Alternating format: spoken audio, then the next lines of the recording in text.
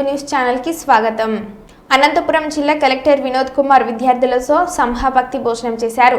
మండల కేంద్రమైన నార్పాలలో డొక్క సీతమ్మ మధ్యాహ్న భోజన పథకాన్ని స్థానిక కళాశాలలో ప్రారంభించారు। అనంతరం విద్యార్థులతో మాట్లాడారు। పథకాన్ని సద్వినియోగం చేసుకొని బాగా చదువుకోవాలని సూచించారు। ఇది చాలా మంచి పథకం అని తెలిపారు। ఈ కార్యక్రమంలో అధికారులు పాల్గొన్నారు।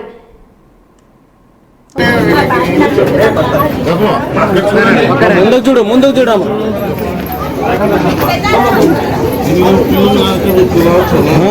అనుకుని పోతాం।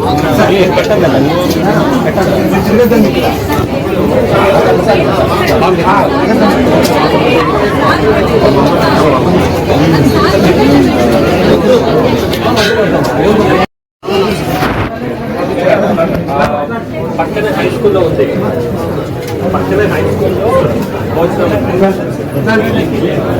అప్పుడు వీళ్ళు ఏమనుకునేవాడు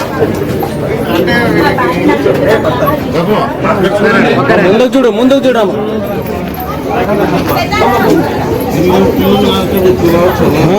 అనుకుని పోతాం।